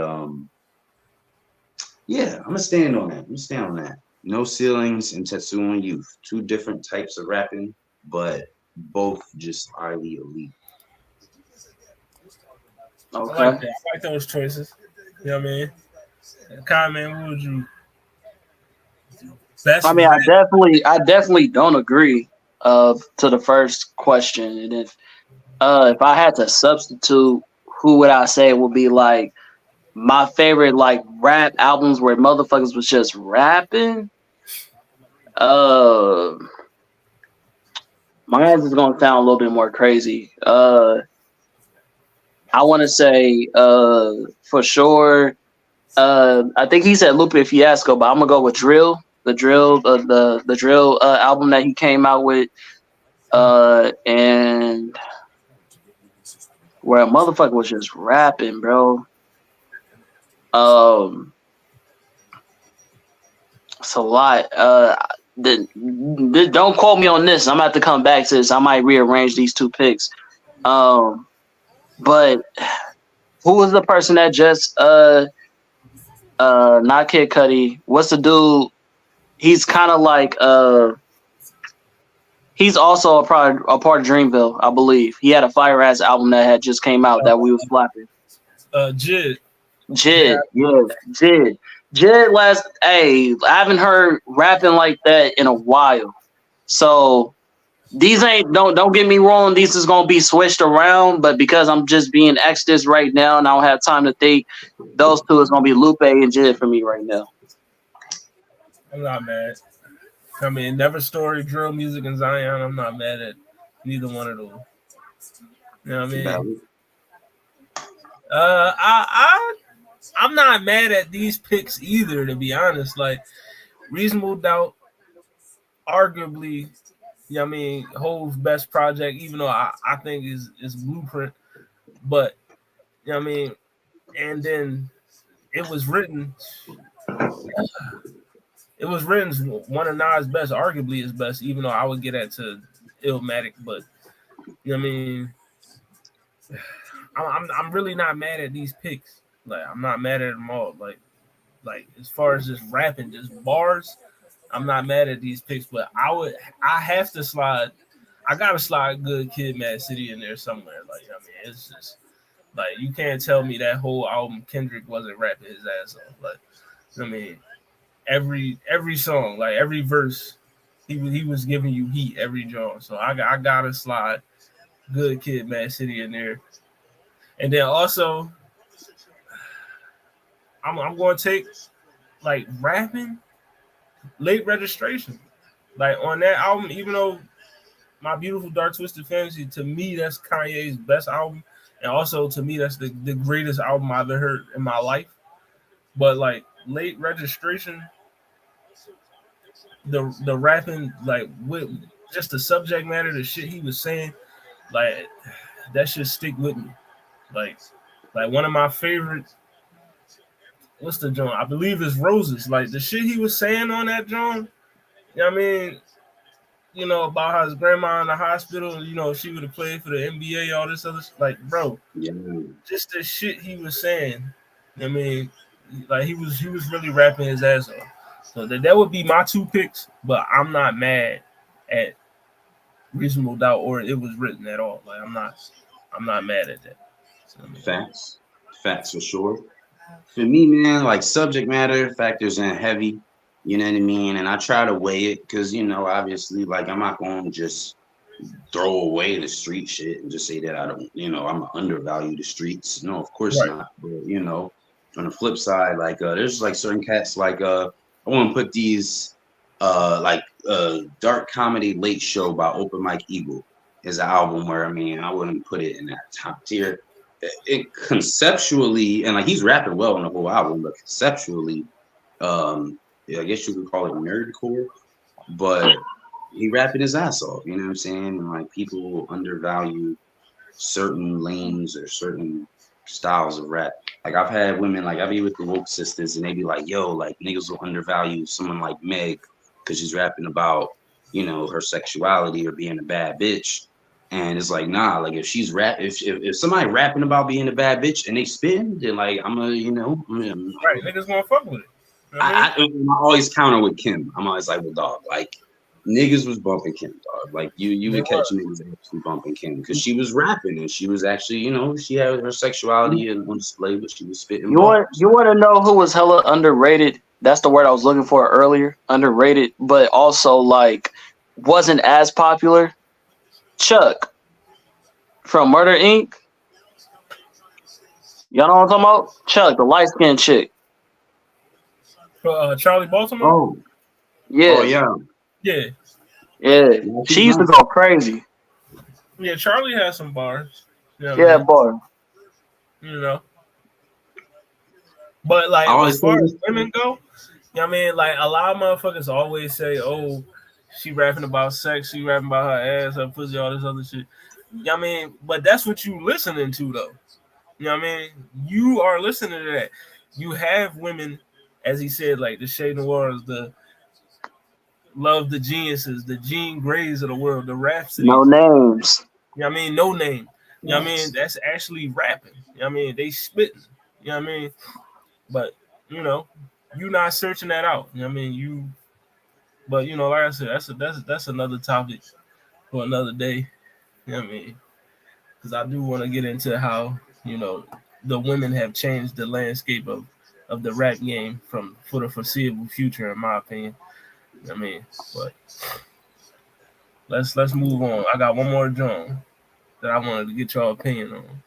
So it's this joint I seen a post. It's gonna ask you what's the best diss track right here, like the best diss track. Oh, I already know. Oh I'll yeah. wait. I'll wait. So you got No Bass, the second round KO, hit him up, Ether. You know what I mean? What's the best joint? What Out you of got, these kid? four, it's ether. It's ether easy. I ain't gonna say easy. I ain't gonna say easy, but it's out of ether and hit them up, and it's ether. There's a reason that saying it became a verb. You know what I mean? Like you got ether. There's a reason for that. That's true. Goddamn, I'm glad y'all set it off, man. I gotta go with No Vaseline, man. Like that joint was Right. he ripped them boys. And I fucks with second round KO. That joint is like, Cannabis was fucking up on that joint. But for me, it's definitely between No Vaseline and Ether. You know what I mean? But I'm gonna go No Vaseline. You know. It's all West Coast for me. It's between Hit 'Em Up and No Vaseline, but for me, it's Hit 'Em Up. Now, I heard an interview where Ice Cube was asked who he felt like had the better diss record, and he was just like, "Oh, Pac needed help on that record, and he was a one man army, and he took out the whole group. He don't think they took out another album. I mean, they did another song. Woo, woo. Okay, that's cool. Flowers to you. You know what I mean? You did your thing, but I personally know that Hit 'Em Up was way more iconic than it was No Vaseline, and it's not because it was better, you know what I'm saying? Because Ice Cube was spitting, you feel me, on No Vaseline. Right. However, the grittiness of Tupac and how he went about that song, like literally getting a fat nigga to sit in the video and another woman look like his girl and talk about, yeah, that's why I fucked your bitch, and start off the song just like that, nigga. Then it was the whole nigga. He shot at everybody, nigga. It's okay. You shot at a group of niggas that you used to fuck with. This nigga was shooting at everybody that had something to say about the beef, nigga. So it's, to me, nigga, everybody knows it should be hit him up, nigga. And anybody could come at me for that, nigga. Hit him up is just the most iconic. You feel me? Diss record. It's the only one that niggas literally just slap just to be like, yo, I'm in that mode. Like, you feel me? Niggas listen to No Vaseline for bars. Niggas listen to Hit 'em Up for a vibe. You feel what I'm saying? Like, it's, hey, listen, let's hit 'em up, bro. I don't even really feel like it's a competition, but it's just me. You might have swayed me low key, and I'm gonna tell you why. Because Hit 'em Up is literally like a trending sound on TikTok, and like it's literally skits. Still to this day, nigga. You seen the skits of like the girl singing like "Get Money," in the booth recording with Tupac. Yeah, right. Fuck you. That's what I'm about. Like, yeah, this fofo make sure all the kids don't get money. Like, it skits about that shit to this day. So fair enough. I'm gonna give you that. You swayed me on that one. Fair enough. I mean, but Ether, I'm not mad at any of these answers, especially like because like you never heard nobody get at Hove like that, like nobody, like until Ether dropped, and it was like, I don't know, man. Like, is he really fucking with Nas? You know what I mean? You know, Takeover was cool, super ugly, whatever. You know what I mean? But Ether was really like, that could have killed his career, but you know, he was stronger after Ether, as he said, his own words. You know what I mean? I'm also from Jersey, so you know what I mean. That's got to factor in. Like Ether, it does hold a special place in my heart. That's fine. That's fine. I mean, I respect it. Like, I'm from the West Coast, but I really don't believe, even if, like, I can't say even if I was from the East Coast, I would be like, oh, I'm going with Pac. But for me, it's just, like I said, it's just more, the video's more iconic. The song is more iconic, and it was during a time in a beef.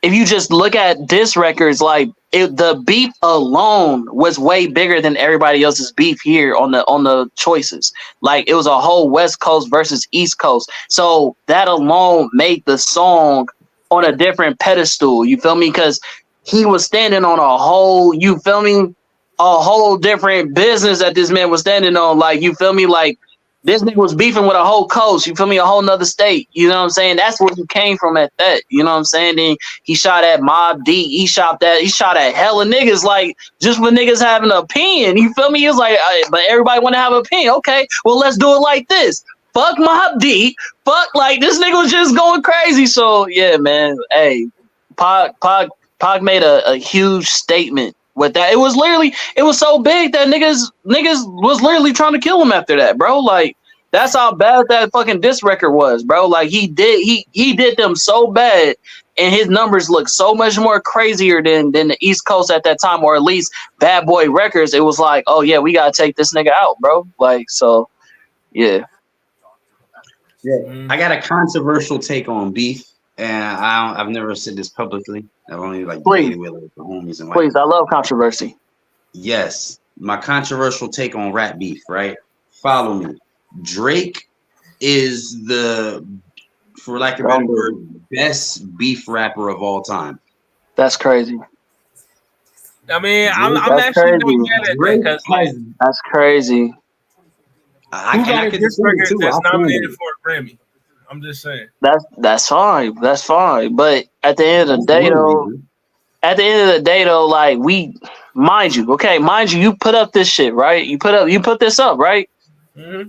You never thought about Drake. That's the thing. You never thought about this nigga, bro. You never said, oh, I'm about to put up this song, this song, this song. And if we really was doing that, if we really wanted to go there, it's not Drake. It's gonna be Eminem. Or maybe fucking what's his name?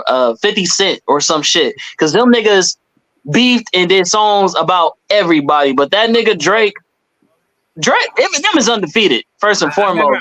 Drake took L's, nigga, so you can't be the best if you took an L, nigga. I haven't heard of Eminem diss better than Back to Back. But he lost one though. You ain't never heard him lose. That's the difference. We didn't get out of that early. Now, I'm not going to. You better stop it. He was never ducking smoke. but it's kind of like the Kendrick factor, where it's like Kendrick is he's like maybe he's in the ranking just because he showed like, yo, I'm openly inviting smoke, and no one really came at him, and it was never really nothing real. Right. He openly was about to smoke, so he gets credit for that. Same with him, but he never really faced anyone that really was on his level, and that's unfortunate. But he never was tested. So I don't even really count him. Like, I mean, I count him, I rank him, but I can't really. Who you talking about? Who you talking about right now? Oh, Eminem. He's never really faced enough like Ja Rule. He dissed a lot of pop stars and like Britney Spears and them niggas and shit. And it was funny, and he got off. And overall, he was never afraid to smoke. But and he gets credit for scaring motherfuckers away from ever trying that until later years when he wasn't leaked. So that's a whole other story. But I mean, that is true. Eminem never really, like, everybody on this list had beef with somebody that was like prominent. You know what I mean? Of course. Right. And again, I'm just trying to be clear. I'm giving him his credit because it's not like he was bucking it. He would have been, anybody could have came at him. He had beef with niggas. They just weren't as nice on him as him on the mic. So you know what I mean? Like, but like M.A. had that like. Cause like was he dragged into the Ja Rule beef? Yeah, but that was 50. That was G Unit versus Murder Inc. You know what I mean? But he was in it, but it was more G Unit versus Murder Inc. You know what I mean? Like you said, Tupac had Biggie, a whole East Coast. You know what I mean? He was beefing with Nas, had Jay-Z. We know who Jay-Z was, what his standing was. Cannabis, LL Cool J. You know what I mean? Come on, everybody know who the fuck LL Cool J is. And then, Ice Cube beefing with NWA. He had beef with Common. You know what I mean? Eminem, you want to I mean, he had words with Cannabis, but it wasn't really like a super publicized beef. You went at it with Benzino. Benzino is trash. You know what I mean? So ICP, Insane Clown Posse. Insane Clown Posse. You had beef with them. Like, I mean, it's just like, who was you really going to war with? And then when we, some niggas say he lost to Machine Gun Kelly. Some say he didn't. Some niggas is crazy. But it's like he slaughtered. MGK had a little moment, and I give him credit, but he eventually got wiped out. That's crazy. Well, I say MGK lost because that nigga's no longer even rapping. Facts. You know what I mean? He in a whole other genre. Like, you can't do a song about dissing some nigga while fucking what's that shit that nigga's glazing the whole time? Like, you can't. The nigga doing the song was talking to just giving him flowers. He was giving Eminem flowers while trying to diss him at the same time. You can't do that, bro. If you gonna go at him, go at him. Don't be trying to glaze and go at him. Like, what we doing? Right. You making the diss invalid at that point. Right.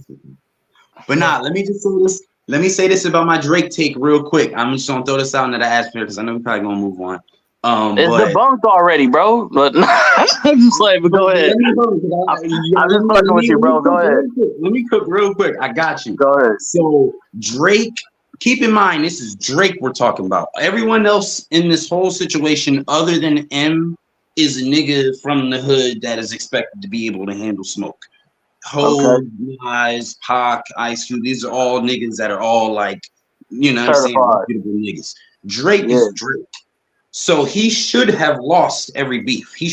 Drake and beef shouldn't, in theory, even be a thing. He's ducked. I mean, and again, Big and Pac obviously were taken from us. They didn't live long enough to have more beef. You know what I mean? Hov and Nas went corporate with this shit. Drake has ducked less smoke from higher ranked MCs at different points in his career. And the only reason he lost Pusha T shit is because, number one, the blackface picture, which was egregious. I mean, come on, like, that's egregious. And then number two, the child shit. He beat him because of T. Drake actually out-rapped him. But he did. I wouldn't go. I don't know about that. I agree. I always said that, Infrared was fire, but Duffy Freestyle was better. You know what I mean? And then, the story of Adonis, whatever, it was just the shock value of it.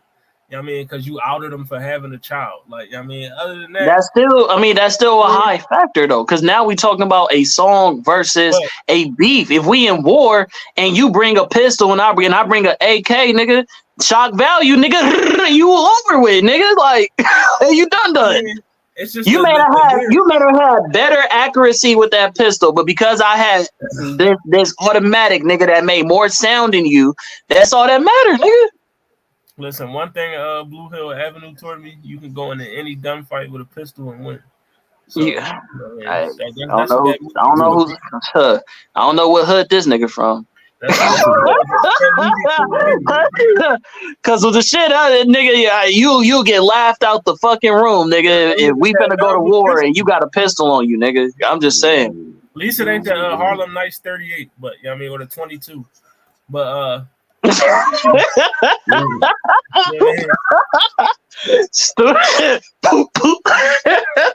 Stop shooting that little ass shit. Stupid, bro. Hey, shut up, man. You got me laughing, nigga. That was a good nostalgic moment. I just had a flashback. We go. All right, so we gonna get this. Who said that? Popping real quick. So you know what we do. We give you some bars, and you gotta guess who said it. You know what I mean? Hold on, where we are? Right here. And I'll read them all. Oh man, that shit blurry as a bitch. I don't know why it's blurry, but that's crazy. Hold on. I can now still read. Now you know we in our 30s and shit, nigga. I don't know what how we supposed to decipher this motherfucker. I don't know why it's blurry. Yeah, send that resend it to me. But I can still read it. Man. What's her name? What's the girl from One Piece, bro? Starts with an N. Nami? Not Nami, the other one. Is it Nico Robin? Yeah, I need Nico Robin to decipher this motherfucker, bro. He said this shit a pine glyph. You know, right. Yeah, you can send it to me. All right. Shit. But I can kind of make it out though. No, we good. Man, you don't even gotta do that. You already know who it is? Oh yeah. Oh, you ain't gotta put it up. The nigga know who it is. Yeah, give him. It's for the optics. Yeah, we gotta put it up for the optics. All That's right. Lupe the Killer, Lupe Fiasco. That's from his, I think, second mixtape, if I'm not mistaken. There you go. Pretty sure it's Friend of the People. I'm pretty sure that's on the note. Is that Friend of the People or I don't know, but it's on one of his first two mixtapes from the Dat Piff era. This is one of the first Lupe songs I ever heard. But yeah. He is correct. This is Lupe the Killer. You know what I mean? One of my, I'm gonna keep it a buck. That's like in my top, like all Lupe songs all time. That's like in my top 5. I ain't even hold you. Right. Because that was one of the first. I think that was on the Fahrenheit 115 on mixtape. That was the one. You know what I mean?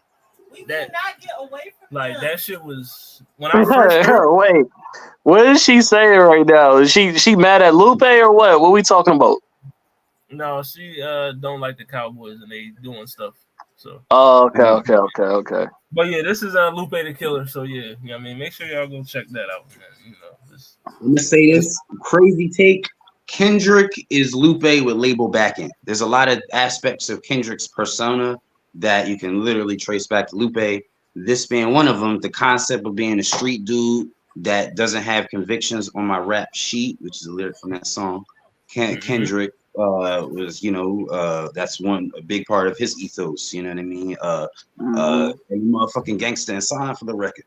Like, you know what I mean? That's a concept that I heard on Lupe, along with other concepts like adapting kung fu. And anyway, don't get me started on that conspiracy theory. But I digress. That shit, Lupe, for who said that. And then, I'm gonna give you your album of the week, and then we gonna get about it. So this is a joint that came out a few years ago, but because I'm truly humbled under God, you know what I mean, I had to. You know what I mean? This your album of the week, Jeffrey.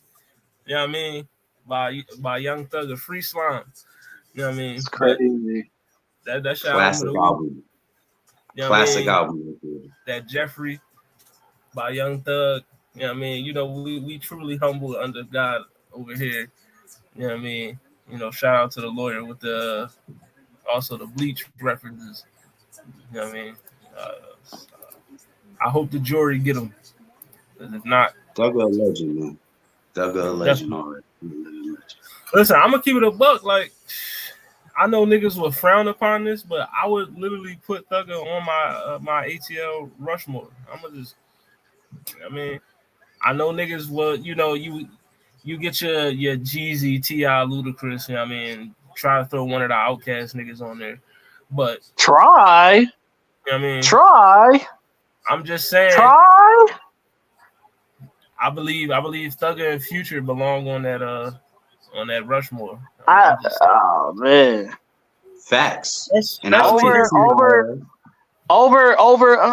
my nigga 2 Chainz. Oh yeah, Oh definitely. yeah. And I Oh fucks with two. man, that's Yeah, crazy. as far as the numbers go, he ain't like okay, like bar for bar, you could probably say he better than Future and Thug, but like musically, what they put out, like I haven't heard a 2 Chainz project that I like over anything Thug or Future gave me. I mean, that's just me, and I fucks with 2 Chainz. I mean,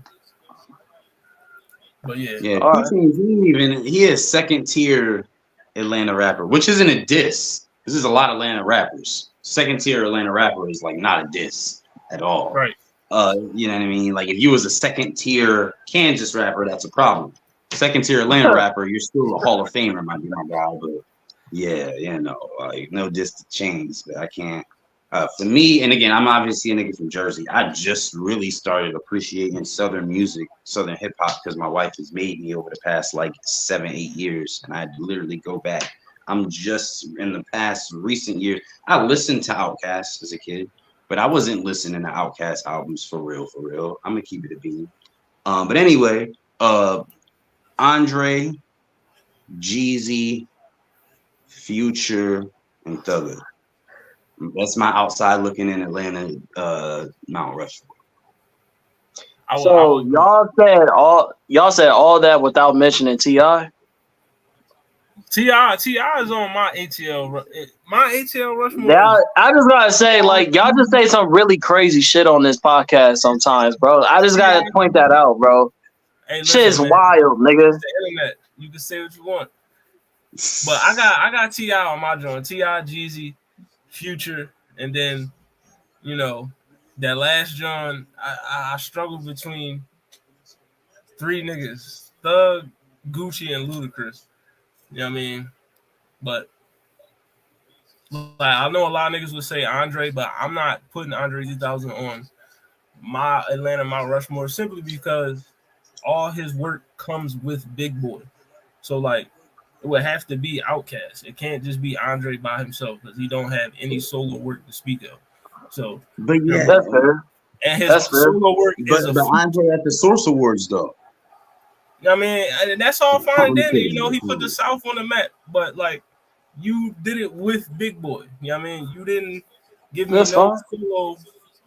You know what I mean? You don't have no solo studio albums, not even an EP. So it's like, I mean, he's a great rapper, but I could go on and on about my gripes for Andre 3000. I'm not going to do that. You know what I mean? Because to me, he's not a top 10 rapper either. But Oh my god. Oh yeah, my god. Oh my god. he not in That's a my top baller. 10. Not with no solo albums. You not in my No, top 10. it's a difference in saying he's not a yo top 10 and then saying he's not a top 10. That's what's crazy. That was See, crazy. I feel like personally, the not having solo album thing, you can't be the GOAT.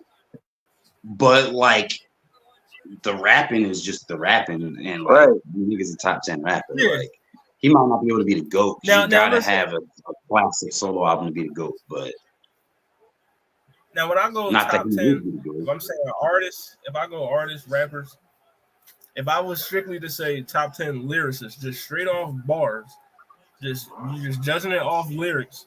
I mean, not your albums, not your songs, body of work, just your lyrics. Then yeah, he will be top 10 because he is that good of a rapper. But when I judge my top 10, I put everything else into it. Your body of work, your impact, all this. Let's It's hear a it. lot of Let's hear it. categories that go into it. You know what I mean? So Let's hear it. he just not he just, what here what? Your top 10. Let's hear it. Oh, all time. All time. Come on. I mean that shit changes all, but you know what I mean. That's Kendrick, tough. Cole. I got Kendrick in there. Cole, Jay, of course. Nas. What? DMX. I got in there. Uh, Drake, Ghostface, Wayne, Biggie, Pac. You know what I mean? I'm not mad at that. Ghostface was debatable. That's something I could see Andre battling with, but besides that, the list was very solid. I'm not mad at that. Bucks with Ghost, but I mean top 10. But I respect Right. it. I mean, Respectfully. respect. Respectfully. Hey, man, All right, I'm not mad. Kev, You know what I mean? Kev, top 10. Let's go. Top 10. All right. It's kind of tough, but I got you. All right. Really quick, I just got to confirm my top 10 who I think the best top 10 rappers are, or like, am I forced to consider impact and sales? Because Everything, bro. You gotta really put everything into it. everything into it. All right, fair enough. Everything. All right, my top 10. It's the overall. If they do all these things in the overall best, you feel what I'm saying? Like fair impact, enough. all that shit. All right, yeah, I will consider impact, which doesn't rank too high for me, but it is. I'll factor it in to be fair. All right. In no order except that I got Lupe number 1. So Lupe, Rock Marciano, MF Doom, Nas, Lil Wayne, Rhapsody, You at 6. Andre, Q-Tip. Did I say Rock Marcy already? You did. That was I like think I 2. did say Rock Marcy already. Fair enough. You at 8. You got 2 I'm more. at LP and Open Mike Eagle. Okay. That's out of pocket. I might go Fonte. Nah, Open Mike Eagle. That's out of pocket. Out of pocket. Niggas sleep on Fonte though. He like Fonte is nice. That nigga's a He just beast. don't got enough. I just need more music. I just need more. When you talking about rapping, that nigga be rapping. Like Also shout out Pharoah Monch too. I ain't hear that name in a minute. And Black Thought. There's so many. That's what I'm saying. I might Black Thought is crazy. Yeah. I don't think he's my top 10 though. I don't think he's not in my top 10, but he's definitely in the top 20 for sure. Valid. I gotta put him top 2. I gotta take Open Mike out. I mean, there's this tournament part 2 coming. Who the fuck we gonna put in that bitch at this point? Nigga, we damn near put in everybody. I mean, we didn't. We left out a lot of niggas. All right, we can talk about it. You know, it was niggas that was supposed to be in there that didn't make it. That's fine. We can talk about it. We just got. I don't know. We're gonna have to redo it. We gotta find out who we can fit in there because it's a lot of the greats was put in this bitch. So we'll see. Joey Badass was put in there, and he lost. I think to Jid. Yeah, he lost to Jid. Yeah, I got Joey over Jid, but that's just me. Oh, I mean that's not a bad loss. I mean I flip flop between Joey and Jid because one day I like Joey more, one day I like Jid. It just I fuck with Joey, but Jid is another level to me, man. As a lyricist, Joey has every fucking thing you need as a lyricist, like everything. That dude is. His creativity with bars is on a different level. I think Jid is great when it comes to cadence and shit like that. But when it comes to Joey's, the way he sets up his bars and his similes and shit like that, his metaphors, to me, hit way harder. But, you know, I digress. But, you know, this has been a great episode, man. You know what I mean? We appreciate, you know, Kev for coming. Appreciate you. Rocking with the sound like gang, you know what I mean? For sure. It's been dope. But you know, let the folks know where they can find you at, you know what I mean? Yeah. Yo, again, appreciate y'all for having me on for real. I'm trying to come back. You know what I'm saying? Stir up the pot, just all hip hop, just some crazy takes and shit. I got some more that I didn't even get into. But anyway, but yeah, man, Moisturized Kev. I'm on all social media sites. Moisturized Kev, all one word. Whatever streaming site you use, if you on the Peloton bike, I'm on that motherfucker too. You know what I'm saying? Wherever you digest content, you can find me. And one thing I like to say is I'm not like a content creator. I'm a rapper. I'm not trying to have, hey, if you find bangers that you listen to every day, cool. But I'm cool with some being something you listen to when you in that mood. You hear that real shit. When you in that mood, I gotta be on deck. Grown man bars. Grown man bars is something you gotta deal with. All that fabricated lines ain't gonna mount up to this real shit, nigga. Shout out to Rex. You know what I mean? But yeah, make sure y'all hit up, Moisturized Kev on all socials. Stream that, hit them numbers up, man. Go check out that new EP just dropped as well. You know what I mean? Oh, come Make sure y'all tune in. Turn that volume up. Make sure y'all run them streams up, man. And like I said, I appreciate you for coming through, bro. You know what I mean? Keep up the good work. One thing I wanted to say, like I seen, because we friends on Facebook. I seen the post. You know what I mean? Just keep up the work, bro. You know what I mean? I know niggas is fucking with you.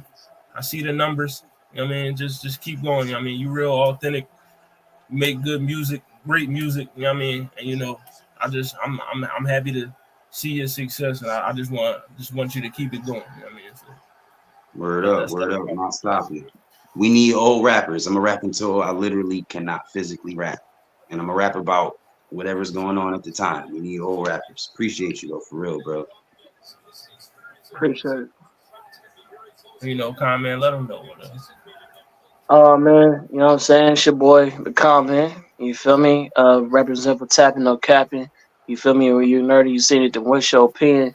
We ain't gonna have an episode this Friday. We're gonna be at LA Con with my boy Hollywood and La and Charlie and Otis and Ethan and you feel me? The Rebellion 5, my boy Jew, my girl Kaori, all my podcasters, you feel me? So we finna have a good time. Niggas got Airbnbs, you feel me? Niggas got the whips. So we trying to see what's out there in LA and Dip, you feel me? So stay tuned. You know what I'm saying? Tune in with the goons, and I'll see y'all out there. You feel me? Real soon. Yes, sir. You know what I mean? And it's your boy Hollywood Sensei of the Blerd Cartel. Make sure you follow the Blerd Cartel on all social media platforms. Make sure you follow the What It Sound Like podcast on all socials. Subscribe to that YouTube channel, please. You know what I mean? And we'll be back next week, I believe. You know what I mean?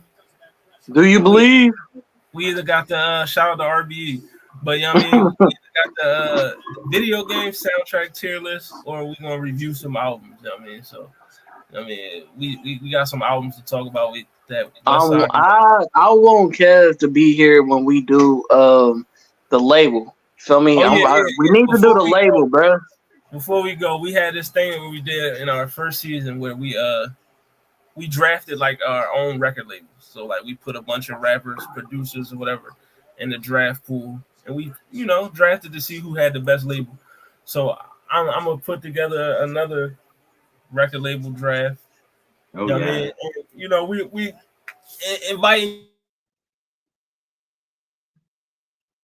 Let's say in January sometime.